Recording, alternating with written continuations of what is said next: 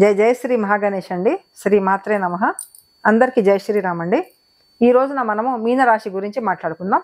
మీనరాశి అదేవిధంగా మీన లగ్నం వాళ్ళకి కూడా వర్తిస్తుందండి. అయితే గత ఒక సంవత్సరం నుంచి మీనరాశి వాళ్ళకి నిజంగా చెప్పాలంటే ఇక్కడ రాహు కొంచెం బాధకాధిపతిగానే పనిచేశారండి. అయితే కొంతమందికి పర్వాలేదు, కొంచెం రాహు బాధకాధిపతి బికాజ్ ఆఫ్ రాహు దృష్టి బాధక స్థానం మీద కూడా ఉంది, పంచమ స్థానం మీద కూడా ఉంది. ఎందుకంటే పిల్లలు మాట వినకుండా చేయి జారిపోయారు, అడిక్షన్కి లొంగారు. చాలా మంది కడుపుకి రిలేటెడ్ అంటే లివర్ ప్రాబ్లమ్స్ కూడా వచ్చి లివర్ ఫెయిల్యూర్ అయ్యే అవకాశాలు కూడా బాగా పెరిగినాయి లాస్ట్ ఇయర్, ఒక 1 year నుంచి. అదేవిధంగా వాళ్ళు మా ఎడిక్షన్స్ అంటే వేరే వేరే వాటి అంటే తప్పు దోవ పట్టుకొని ఫ్రెండ్స్ తోటి ఎంజాయ్ చేయడము, అవి చేయడము, సరి అయినటువంటి టైంకి ఇంటికి రాకుండా, సరి అయినటువంటి ఫుడ్ లేకుండా చాలా ఇబ్బంది పడ్డారని చెప్పి మనం చెప్పుకోవచ్చు. ఎందుకంటే రాహు చంద్రులు ఇద్దరు కూడా కలిశారు కదా, మామూలు కాదు. అంటే తల్లిదండ్రులకి మామూలుగా లేదండి. టెన్షన్ టెన్షన్ టెన్షన్ అని మనం చెప్పుకోవచ్చు. తల్లికి సరి అయినటువంటి తల్లికి గుండె ప్రాబ్లములు, తండ్రికి గుండె ప్రాబ్లములు, ఎందుకంటే షష్టమ స్థానాధిపతి అయినటువంటి రవి. సో ఇవన్నీ కూడా బాగా టెన్షన్ పడ్డారు. ఇప్పుడు అవసరం లేదండి. ఒక 2-3 months మీరు ఆగితే ఈ ప్రాబ్లమ్స్ నుంచి ఈజీగా బయటపడే అవకాశాలు ఉన్నాయి. అయితే ఈ ప్రాబ్లమ్స్ నుంచి బయటపడే లోపు ఒక చిన్న పని అండి. ఎలాగూ రాహు వచ్చారు కాబట్టి చంద్రుడి మీద మీరు పడాల్సిన టెన్షన్ ఎలాగూ పడ్డారు, మీకు తెలియకుండానే. గోచారం అయితే వస్తుంది కదండి, ట్రాన్స్లేట్ అయితే అవుతూనే ఉంటుంది. రాహు కాలంలో దుర్గా మాతను కంపల్సరిగా పూజించండి. దుర్గార్తి శమని, దుర్గా పద్మి నివారణ, దుర్గా 32 names ఉంటాయి. ఇది కంపల్సరిగా మీరు చదువుకోండి. రాహుకాలంలో మీకు వీలు కాకపోతే మార్నింగ్ అయినా రాత్రిపూడైనా మీరు చదువుకోవచ్చు. అయితే ఎర్ర గులాబీ పువ్వు మీద మాత్రం రెండు కర్పూరం 2 లవంగాలు పెట్టి ఆర్తి ఇచ్చి ఆ ఎర్ర గులాబీని పెట్టిన తర్వాత మీకు వచ్చే లాభం మామూలుగా ఉంటుందండి. ఎందుకంటే రాహు ఆల్మోస్ట్ మీకు లగ్నంలోనే మీ రాశి మీదనే ఉన్నారు. అయితే శని 12th house లో ఉన్నారు కాబట్టి మీరు పెట్టుబడి పెట్టేటప్పుడు జాగ్రత్తగా వహించుంటారు. హాస్పిటలైజేషన్ ఎవరికో ఒకళ్ళ ఇంటికి వస్తే ఒకళ్ళు హాస్పిటలైజేషన్, ఒకళ్ళకి బాగుంటే ఒకళ్ళకి బాగుండకపోవచ్చు. ఇలాంటి చాలా వాటిల్లో మీరు అంటే అనవసరమైనటువంటి ఖర్చులు పెట్టుంటారు. ఫారిన్కి వెళ్ళాలనుకున్న వాళ్ళు అక్కడ పెట్టుబడి పెట్టారు, కానీ వీసా ఇంతవరకు రాలేదు. మీకు రావాల్సినటువంటి అక్కడి నుంచి డాక్యుమెంట్స్ ఏమీ రాలేదు.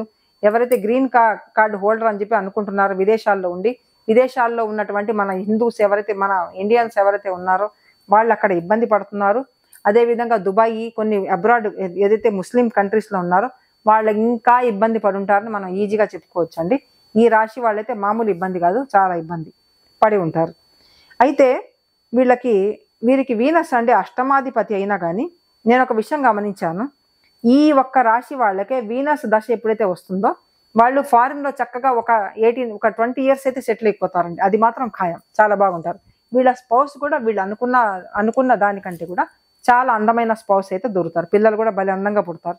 వీనస్ మహర్దశ వచ్చినప్పుడు వీళ్ళు చాలా బాగా వాడుకుంటారు. ఇంకో విషయం, వీళ్ళకి జూపిటర్ చాలా బాగుంది. జూపిటర్ ఇప్పుడు 4th స్థానంలో, జూపిటర్ ఇప్పుడైతే 3th ఉన్నారు. 2nd house కూడా కనెక్టివిటీ. సో డబ్బుల విషయంలో ఏదైతే మీకు కొంచెం అగచాట్లు పడ్డారు, కొంచెం బాధపడ్డారు ఇన్ని సంవత్సరాల నుంచి, ఒక 2-3 years నుంచి ఎవరైతే బాధపడుతున్నారో వాళ్ళ దశని బట్టి, వాళ్ళ కుండలిని బట్టి ఇప్పుడు కొంచెం బెటర్ అండి.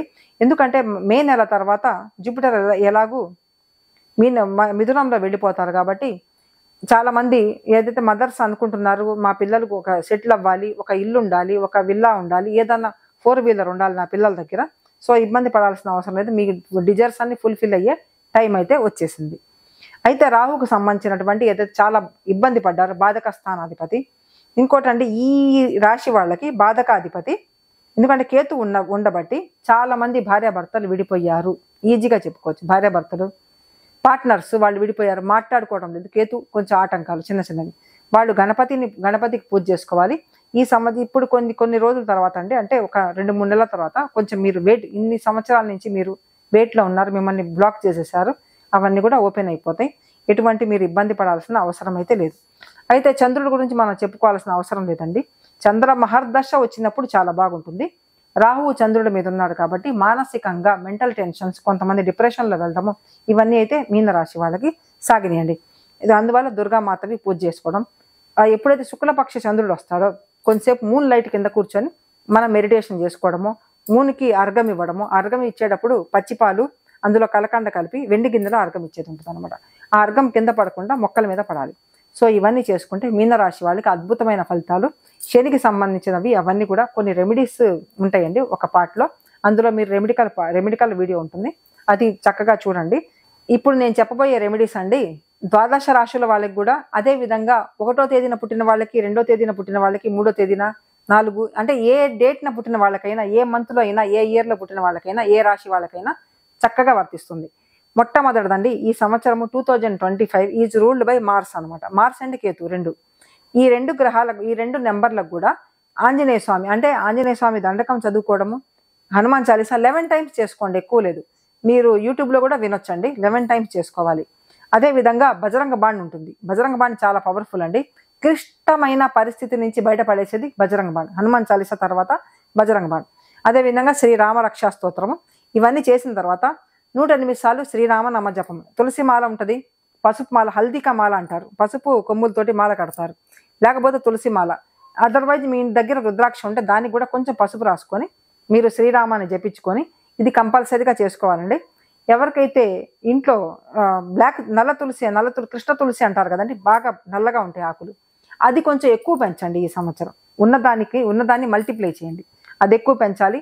దానికి పోసేటప్పుడు ఒక 2 చెంచాలు పాలు కొంచెం నీళ్ళల్లో కలుపుకొని, పసుపు కలుపుకొని, గురువారం రోజున, శుక్రవారం రోజున మీరు పోసుకుంటే ప్రాస్పెరిటీ కూడా పెరుగుతుంది, చాలా బాగుంటుంది. అదేవిధంగా హనుమంతుడికి చెప్పాను కదండి, అది చేయించాలి.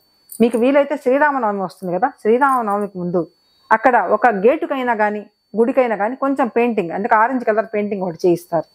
ఇంకోటి, ఎవరికైతే చాలా క్లిష్టమైన పరిస్థితులు, అసలు రోగ బాధల నుంచి మేము బయటపడడం లేదు, వాళ్ళకి నేను ఒక వీడియో చేశానండి, కుంజిత పాదం శరణం, కుంజిత పాదం శరణం. ఎవరైతే బాగుండదో వాళ్ళ పేరుని సర్కిల్ చేసుకోవాలండి. సర్కిల్ చేసుకొని కుంజిత పాదం శరణం అని చేసి దాని మీద, ఆ సర్కిల్ మీద చేయి పెట్టి మనం కుంజిత పాదం శరణం, కుంజిత పాదం శరణం అంటే, కుంజిత అంటే పాద పద్మాలకి, దేవుడి పాద పద్మాలకి మనం నమస్కారం, మనల్ని మనం సరెండర్ చేసుకుంటున్నాం, దానికి మీనింగ్ అది. అది కంపల్సరీగా ఆ వీడియో కావాలంటే ఆ వీడియో చూసుకోండి మీరు. సో ఈ విధంగా. ఇంకోటండి, ఎవరిదైనా జాతకం బాగలేదు, రాశి ఫలాలండి కొంతమందికి మాత్రమే వర్తిస్తాయి, కానీ చేతి హస్తరేఖలు అయితే మీ పర్సనల్ ఉంటాయి, జాతకం మీ పర్సనల్గా ఉంటుంది. భృగునంది నాడి అకార్డింగ్ కానీ, నక్షత్ర సిద్ధాంతం ద్వారా ఏ ద్వారా చెప్పినా కానీ దానికి సంబంధించినటువంటి మీరు ఫలితాలన్నీ చూసుకోండి, ఎలా ఉన్నాయి రిజల్ట్స్ అని చెప్పేసి. దాన్ని బట్టి మీది ఏదైతే ఉన్నాయి మీకు మీరుగా రెమెడీస్ చేసుకొని బాగా అవ్వండి. ఇంకోటి, సంపెంగ నూనె అంటారు, చమేరికా తేల్ అంటారు, అది సింధూరం కలిపి ప్రతి మంగళవారము, అంటే కనీసం 4 మంగళవారాలైనా ఆంజనేయ స్వామి గుడిలో ఇవ్వండి. రాహు మార్గదర్శ అసలు ఒక్క పని కావటం లేదు, ఏ పని కూడా కావటం లేదు. మేము హై లెవెల్కి వెళ్ళేసి బాగా కిందకు వచ్చేసాం, ఆర్థిక స్థితి అస్సలు బాగలేదు. ఇది ద్వాదశ రాశుల వాళ్ళకి అందరికీ ఫలిస్తుంది. అస్సలు బాగలేదు, ఎందుకంటే ఇప్పుడున్న ట్రాన్సిట్ని బట్టి మార్పులు ఉంటాయండి, తప్పకుండా మార్పు అవుతూనే ఉంటుంది. వాళ్ళు ఒకటే పని చేయాలండి, ఒక 2 ఫిషెస్ తీసుకోవాలి అమావాస్య రోజున. ఇప్పుడు ఎలా కమింగ్ అమావాస్య రోజున మీరు చేసుకోండి, ఒకరోజు ముందు కూడా చేసుకోవచ్చు అమావాస్యకి, ఒకరోజు తర్వాత కూడా చేసుకోవచ్చు. 2 ఫిషెస్ తీసుకోండి, ఏ క్యాస్ట్ వాళ్ళని తీసుకోవచ్చు అండి. ఫిషెస్ కొండమే చిన్న బకెట్లో వేసుకొని దాన్ని తీసుకెళ్ళి వదిలేసేటప్పుడు, నీళ్ళలో వదిలేసేటప్పుడు ఏదన్నా జపం అంటే వాళ్ళకి వదిలేసేటప్పుడు దానికి ఫుడ్ కూడా ఉంటుంది, ఆ ఫుడ్తో పాటు వదిలేసేయండి. ఇది చాలా అద్భుతమైన రెమెడీ అండి. రాహుకు సంబంధించిన, కేతుకు సంబంధించిన ఎన్నో వెళ్ళిపోతాయండి, ఎన్నో వెళ్ళిపోతాయి. అదేవిధంగా ఆంజనేయ స్వామికి కంపల్సరిగా నేను చెప్పినట్టుగా పూజ చేసుకోండి. అందరికీ చాలా చాలా ధన్యవాదాలండి.